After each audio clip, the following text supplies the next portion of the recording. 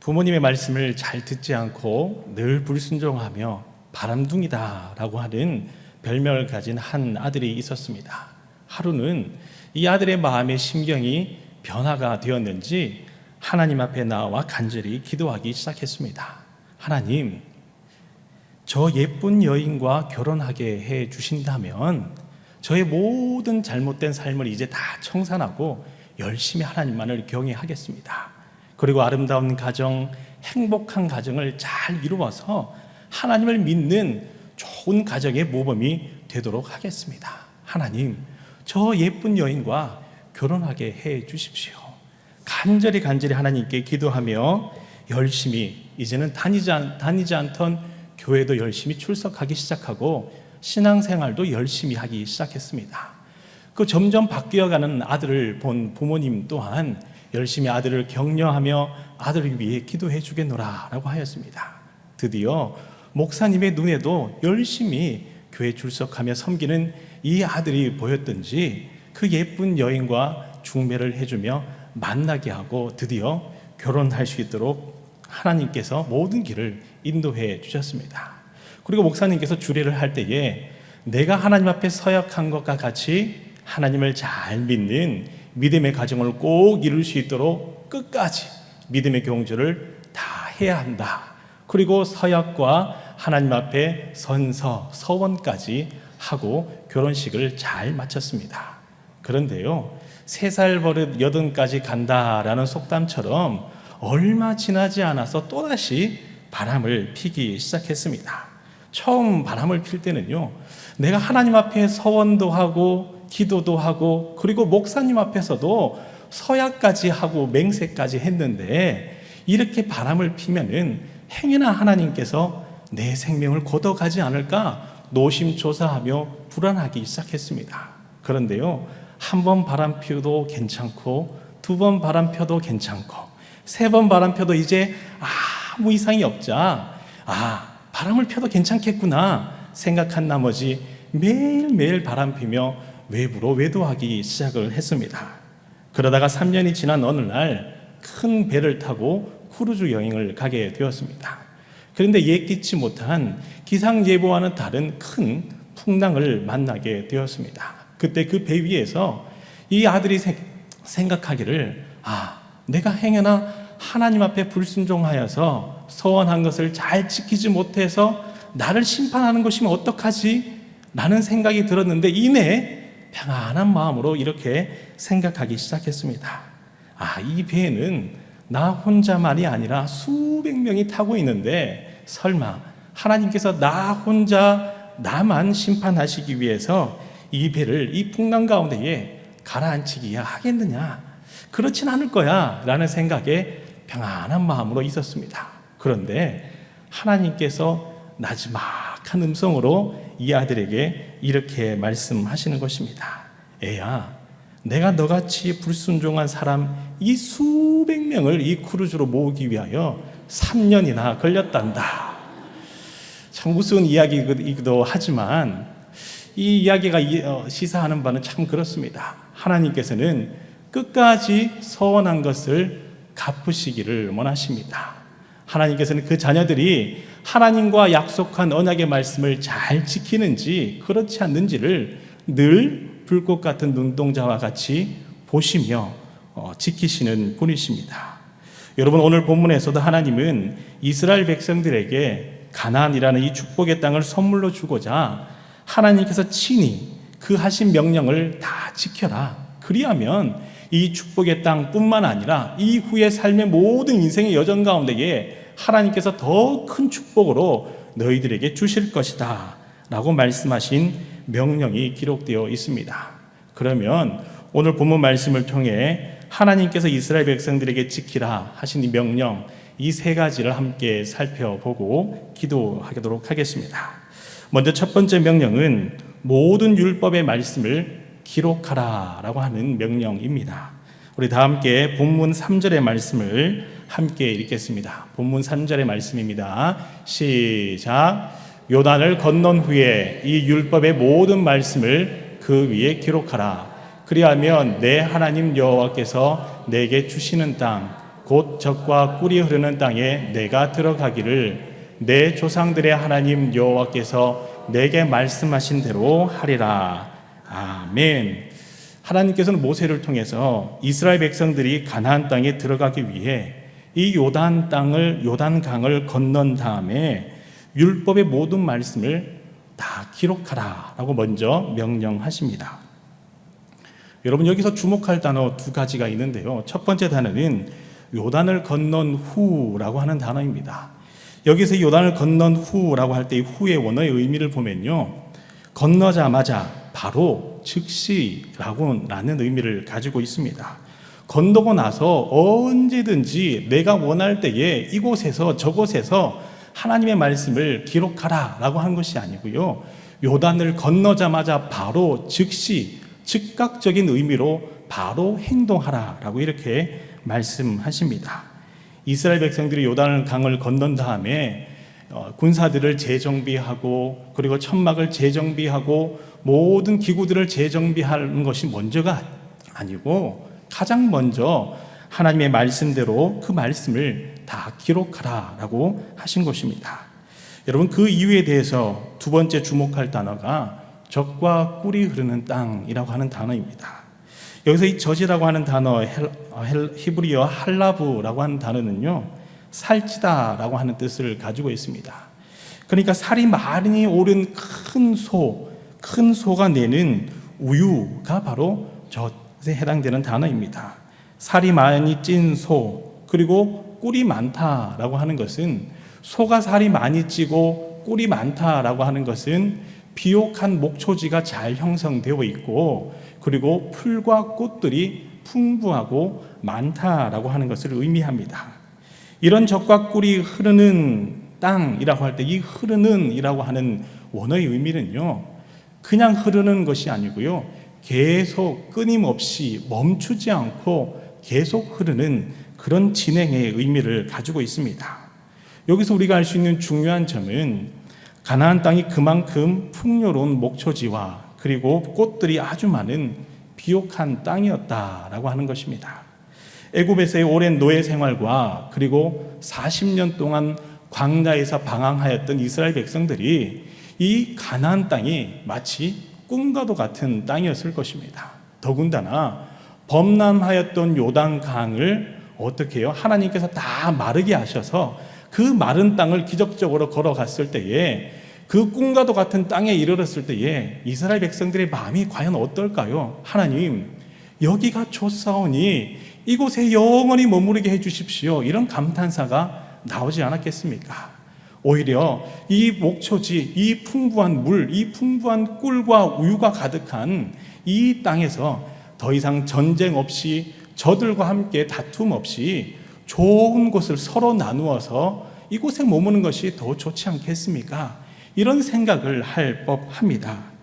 그래서 하나님은 이스라엘 백성들이 가나안 땅에 들어가자마자 그 외적인 좋은 환경에 유혹받지 않기 위하여서 가장 먼저 즉시 곧바로 하나님의 모든 명령인 말씀을 돌에 기록하라라고 하신 것입니다. 그래서 2절의 말씀을 보면 큰 돌을 세우고 그 돌 위에 석회를 바르고, 8절에서는 모든 말씀을 그 돌 위에 분명하고 정확하게 기록하라라고 이렇게 말씀합니다. 여기서 우리가 알 수 있는 중요한 교훈은 하나님의 말씀을 늘 가까이 하는 것이 생명의 길이고 축복의 길이다라고 하는 것입니다. 이스라엘 백성들이 외적인 환경에 마음을 빼앗긴 나머지 하나님의 말씀대로 순종하지 않고 그 가나안 땅을 점령하지 않았다면 그 나태하고 게으른 불순종 때문에 아마 1세대들과 같이 똑같이 심판을 받을 수가 있었습니다. 오히려 하나님께서는 이스라엘 백성들이 이 외적인 환경에 마음을 빼앗기지 아니하도록 하나님의 약속의 말씀, 그 명령에 집중할 수 있도록 요단강을 건너자마자 이 풍부한 땅, 좋은 땅에 마음을 빼앗기지 말고 내가 너에게 약속한 하나님의 명령과 말씀이 무엇인지 기억하라. 그리고 그것을 돌에 다 기록하라라고 말씀하신 것입니다. 여러분, 석회 위에 말씀을 기록하였다라고 되어 있습니다. 이 뜻은요, 그냥 돌 위에 기록하면 잘 보이지 않지만 석회를 바른 다음에 그 위에 기록을 하게 되면 눈에 선명하게 잘 보이는 법입니다. 그래서 이 뜻은 하나님의 말씀을 가감없이 정확하게 눈에 잘 보이도록 돌 위에 기록하여 늘 그 말씀대로 행하도록 하라. 이것이 너희의 축복의 길이다 라고 하신 하나님의 뜻입니다. 이와 같이 하나님의 말씀을 늘 가까이 하며 하나님께서 주신 그 말씀을 따라 감사함으로 하나님께서 원하시는 뜻대로 살아가시는 우리 신일교회 성도 여러분 다 되시기를 간절히 소망합니다. 아멘. 우리 앞뒤 좌우 숙주의 성도들 바라보시면서 이렇게 인사하겠습니다. 말씀을 늘 묵상하며 마음에 새기겠습니다. 말씀을 늘 묵상하며 마음에 새기시는 여러분 다 되시기를 간절히 소망합니다. 두 번째 명령은 제단을 쌓을 때에 쇠 연장을 대지 말지니라 라고 하는 명령입니다.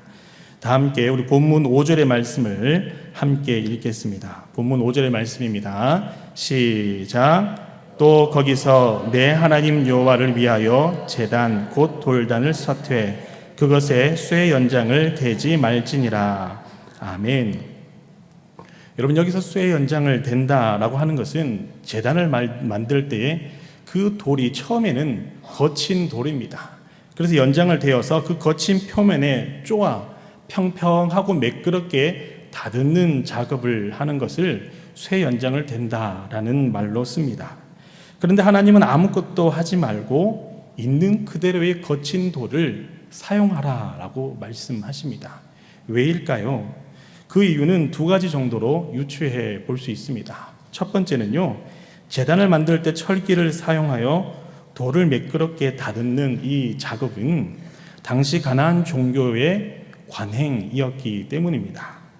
하나님은 이스라엘 백성들이 가나안 종교와는 구별되게 그 종교적인 관행과 잘못된 열심으로부터 이스라엘 백성들을 지키고자 원하셨기 때문입니다.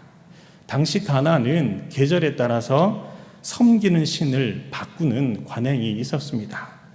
그래서 초목이 메마르는 이 건기가 찾아오면요, 죽음의 신, 가뭄의 신이라고 불리던 이 모트를 섬기다가 새싹이 돋는 봄과 여름, 그리고 비가 내리는 그 우기가 시작될 때에는 비를 몰고 온다고 여긴 바람의 신, 폭풍의 신으로 대비되는 바알 신을 숭배하였습니다. 그리고 그 제단을 매끄럽고 평평하게 다듬은 돌을 사용하여 더 화려하고 더 웅장한 신전을 통해서 모트에게 그리고 바알 신에게 그 종교적인 열심과 신앙의 깊이를 드러내고자 하였습니다. 하나님은 그들의 잘못된 이 관행과 종교적인 습관, 이것을 이스라엘 백성들이 배우지 않기를 원하셨습니다. 두 번째로 제단을 쌓을 때 다듬지 말고 거친 표면, 그 있는 그대로 사용하라라고 하신 이유는 가식적이고 인위적인 예배를 해서는 안 된다라고 하는 것을 교훈하기 위해서입니다.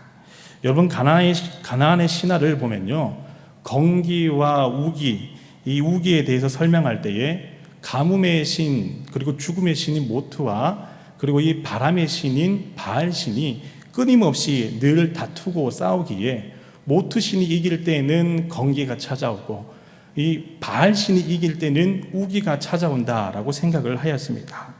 그래서 그 신화의 내용을 보면요, 바알 신이 하루는 모트 신과 막 싸우기 시작합니다. 그러다가 지하 세계로 도피하였는데 이 바알 신의 아내, 여러 아내들 중 한 아내였던 아낫이라는 신이 이 지하 세계로 바알 신을 찾아서 떠나게 됩니다. 그런데 찾았는데 그만 바알 신이 죽어 있더라라고 하는 것이죠. 그 죽은 시체를 앞에 두고 통곡하며 눈물을 흘리기 시작합니다. 그리고 이 통곡제를 다 드린 다음에 바알 신을 소생시켜서 모트 신을 찾아가서 모트 신을 무찌릅니다. 그리고 그 모트 신의 몸을 갈갈이 다 찢겨서 이 땅에 뿌릴 때에 비가 내린다라는 이렇게 생각을 한 것이죠. 그리고 이 모트 신을 이긴 다음에 바알 신과 아낫 신이 달콤한 신혼 생활을 통해서 그 성적인 성생활을 통해서 바알 신에게서 나오는 정액이 이 땅에 단비가 되는 것이다. 이렇게 가나안 사람들은 생각을 하였습니다. 그래서 가나안 사람들은 건기 때에는 모트 신에게 잘 보이려고 제단을 더 다듬고 보수하며 외형을 중요시하였습니다. 그래서 이 가뭄이 잘 지나갈 수 있도록 늘 기도하였던 것이죠. 그리고 우기가 되면 다시 바알 신을 숭배하면서 비가 더 풍부하게 내리도록 제단 앞에서 온갖 음행을 자행하기도 하고, 모트 신이 찢어져서 죽게 되어 이 땅에 뿌려질 때 비가 내린 것과 같이 자신의 몸을 자행하기도 하였던 것입니다. 이와 같이 가난한 사람들에게 있어서 이 제단은 거룩함과 신성과는 거리가 멀었습니다. 오직 그들의 필요에 따라 그들의 신앙과 믿음을 달리했던 것이 바로 가난한 사람들의 종교적인 습관이었던 것입니다. 하나님은 이런 가나안의 가식적이고 인위적인 예배에 필요와 따른 종교적인 행위로부터 이스라엘 백성들이 그 순수한 믿음의 신앙을 지키고자 쇠 연장을 대지 말라, 그 종교적인 관행대로 하지 말고 있는 돌 그대로, 순수한 그대로 하나님 앞에 나오라라고 하신 것입니다. 여기서 우리가 알 수 있는 중요한 교훈은 하나님께서 원하시는 예배는 마음의 예배이다라고 하는 것입니다. 인위적인 것이 아닌, 나의 필요 조건이 아닌 하나님을 진정으로 사랑하는 마음으로 드리는 예배, 그 예배를 하나님께서는 원하시는 줄 믿습니다. 아멘. 이와 같이 우리 신의교회 성도 여러분 모두가 하나님을 간절히 사모하는 마음으로 하나님께서 무엇을 말씀하시는지 그 뜻을 따라 순종하려 하는 겸손한 마음으로 늘 하나님 앞에 마음의 예배를 드리는 하나님의 성도들 다 되시기를 간절히 소망합니다. 아멘. 우리 그런 의미에서 앞뒤 좌우 주의 성도들 바라보시면서 이렇게 인사하겠습니다. 하나님을 사랑하는 마음의 예배자가 되겠습니다. 하나님을 사랑하는 마음의 예배자가 되겠습니다. 아멘. 세 번째 명령은 여호와 앞에서 즐거워하라 라고 하는 명령입니다. 우리 다 함께 본문 6절과 7절의 말씀을 함께 읽겠습니다. 6절과 7절의 말씀입니다. 시작. 너는 다듬지 않은 돌로 내 하나님 여호와의 제단을 쌓고 그 위에 내 하나님 여호와께 번제를 드릴 것이며 또 화목제를 드리고 거기에서 먹으며 내 하나님 여호와 앞에서 즐거워하라. 아멘. 하나님 이스라엘 백성들이 가나안 땅에 들어가서 제단을 쌓을 때에 다듬지 않은 돌을 쌓으라. 그리고 그곳에서 번제를 드리고 화목제를 드린 후에 즐거워하라 라고 이렇게 명령하십니다. 여기서 이 다듬지 않은 돌 그리고 화목제의 의미가 참 중요합니다. 여러분, 먼저 다듬지 않은 돌의 원어 쉘레모트라고 하는 단어는요, 손상되지 아니한 또는 완전한 이런 의미를 가지고 있습니다. 그리고 그 어근의 기원을 살펴보면요, 샬렘이라고 하는 뜻의 평화라고 하는 의미를 가지고 있습니다. 다듬지 않은 돌, 이것은 곧 평화를 의미하는 돌입니다. 여기서 이 평화라고 하는 샬렘이라고 하는 단어는 성경 전체에서 사용된 용례를 가만히 살펴보면요, 하나님과의 언약을 잘 지킴으로 얻게 되는 마음의 평화를 일컫는 단어로 사용이 되었습니다. 여러분, 다듬지 않은 돌은 곧 하나님의 평화입니다. 우리가 하나님 앞에 나아올 때에 다듬지 않은 돌과 같이 나아올 때에 하나님께서 우리의 마음을 다듬어 주시고 하나님의 원하시는 뜻대로 우리를 빚어주시고 하나님이 원하시는 대로 살아가는 믿음의 순종과 결단이 있을 때에 그 안에서 진정한 평강과 평화가 임한다라고 하는 뜻입니다. 그래서 이 다듬지 않은 돌로 만들어진 제단은 하나님과의 갈등이 해소되는 곳이기도 하며 평화로 바뀌는 장소를 의미합니다. 그리고 이곳에서 드리는 이 화목제의 원어의 의미를 살펴보면요, 이 다듬지 않은 돌의 샬렘과 비슷한 어근인 샬람이라고 하는 단어로 쓰여져 있습니다. 이 단어의 뜻 또한 평화와 화평이라는 의미를 가지고 있습니다. 요약해보면 하나님은 샬렘이라고 하는 돌, 다듬지 않은 돌로 하나님 앞에 순수한 믿음과 신앙으로 나아왔을 때에 하나님께서는 그 믿음을 보시고 그 순전한 마음을 보시고 내가 너와 함께 화목하노라, 너가 나의 약속의 말씀, 명령의 말씀을 잘 지킬 때에 이 화목이 영원할 것이다, 하나님께서는 약속하신다라고 하는 것입니다. 다듬지 않은 돌과 같이 평화의 돌로 하나님 앞에 나아왔을 때에 하나님께서는 그를 축복하시고 늘 그를 지키시고 생명의 길, 의의 길로 인도하신다라고 하는 것이죠. 여러분, 한 산부인과 원장실에 이 문구가 적힌 액자가 있었습니다. 그것은 바로 약속이라는 문구였습니다. 이 병원 원장님 되시는 집사님은 산부인과를 개업하고 얼마 지나지 않아서 한 달에 분만 160번, 그리고 외래 환자도 하루에 100명이 넘는 많은 외래 환자를 보는 유명한 병원이 되었습니다. 그리고 그 유명세만큼이나 신앙생활과 믿음생활 또한 늘 철저하게 하였습니다. 더군다나 자신의 사명은 작은 교회를 섬기는 것이라며 30명 미만의 작은 상가교회를 일평생 섬겨왔던 것입니다. 그런데 그렇게 승승장구하던 어느 날 갑자기 찾아온 복통에 정밀 검사를 받기 시작했습니다. 그 검사 결과 아니나 다를까 대장암 3기라는 판결을 받게 됩니다. 그래도 희망이 있다라고 생각하여 수술을 위해 열심히 항암 치료를 하기 시작하였습니다. 그리고 이제 마지막 수술대에 오르기 전에 다시 한 번 더 정밀 검진을 시작하였는데, 하필이면 이 대장에 있던 암이 왼쪽에 있는 신장으로 전이가 되어 더 이상 수술이 불가능하다라는 판정을 받게 됩니다. 그제서야 목 놓아 하나님 앞에 울며 불며 하나님을 오히려 원망하며 불평하기 시작하였습니다. 하나님, 제가 하나님의 영광을 위하여 작은 교회도 섬기고 열심히 세상에서 살아서 이제는 더 큰 하나님의 영광을 위하여 섬길 줄 알았는데 이것이 웬일입니까? 그리고 하나님 왜 저에게 이런 시련을 주십니까? 점점 하나님을 원망하는 기도로 바뀌어 갔습니다.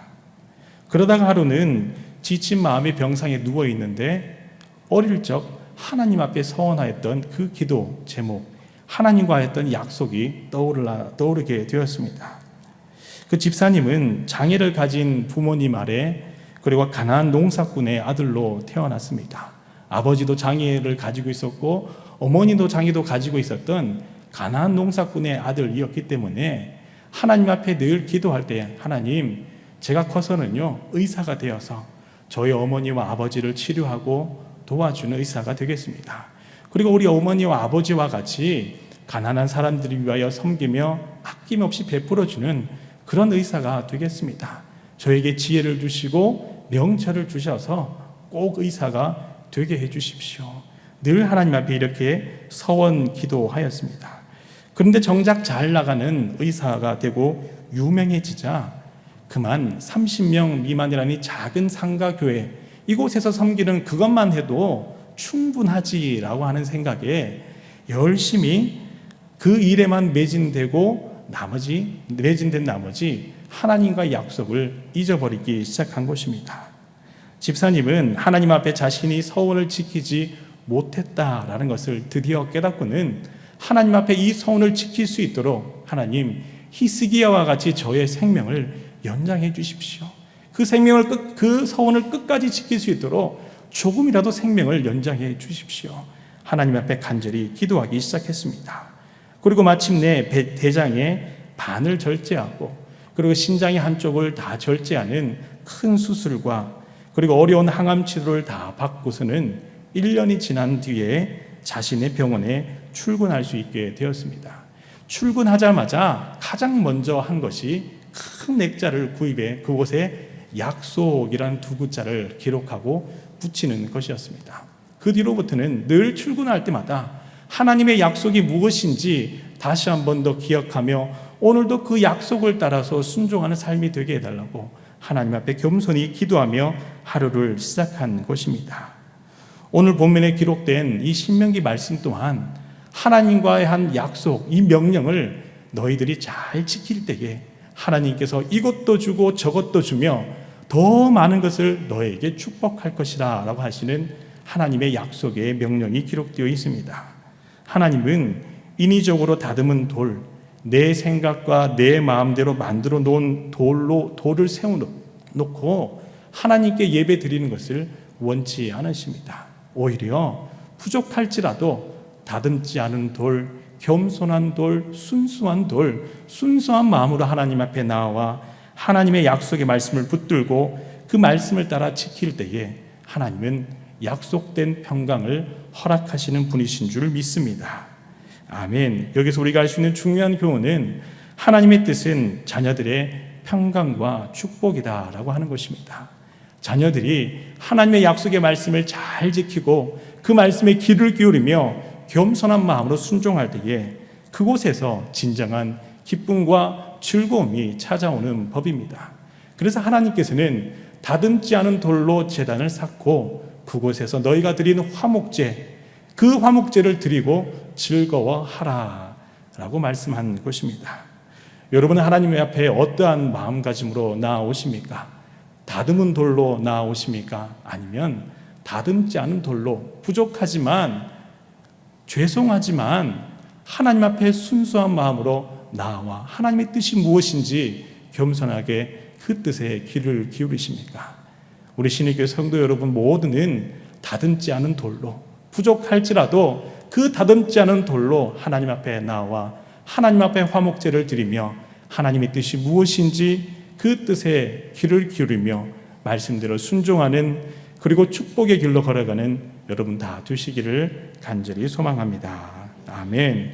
우리 앞뒤 좌우 주의 성도들 바라보시면서 이렇게 인사하겠습니다. 다듬지 않은 돌과 같이 하나님께 저를 드리겠습니다. 다듬지 않은 돌과 같이 하나님께 여러분 모든 것을 드리시는 주의 성도들 다 되시기를 간절히 소망합니다. 말씀을 맺겠습니다. 하나님께서 이스라엘 백성들이 가나안 땅에 들어가서 꼭 지킬 세 가지, 그것을 말씀하십니다. 첫 번째 명령은 모든 율법의 말씀을 기록하라라고 하는 명령입니다. 그 이유는 가나안의 외적인 환경에 마음을 빼앗기지 않고 늘 겸손함으로 영원하신 하나님의 말씀을 통해 더 큰 축복을 주시기 위함입니다. 두 번째 명령은 하나님을 위하여 제단을 쌓을 때에 쇠 연장을 대지 말라라고 명령하십니다. 당시 가나안의 잘못된 종교적인 관행 그리고 자신의 필요에 따라 인위적인 신앙을 그리고 그 인위적인 믿음을 가졌던 가나안 사람들과 같이 되지 않고 순수한 믿음으로 순전한 마음으로 하나님을 잘 섬기는 이스라엘 백성들이 되게 하고자 쇠 연장을 대지 않은 제단을 쌓아라라고 명령하십니다. 세 번째 명령은 여호와 앞에서 즐거워하라라고 하는 명령입니다. 하나님의 뜻은 백성의 평강이고 축복입니다. 늘 하나님과 화평하며 성도들과 화평하기 위해서 우리가 하나님 앞에 행해야 할 중요한 것은 다듬지 않은 돌과 같이 순전한 마음으로 하나님께 나아오는 것인 줄 믿습니다. 이와 같이 외적인 환경의 유혹에 넘어지지 않고 오직 하나님의 말씀으로 온전한 믿음과 순종으로 하나님 앞에 순전한 마음으로 나와 하나님이 원하시는 뜻대로 축복의 길로 생명의 길로 나아가시는 여러분 다 되시기를 간절히 소망합니다. 아멘. 우리 이러한 믿음으로 하나님께 545장 찬송 드리겠습니다.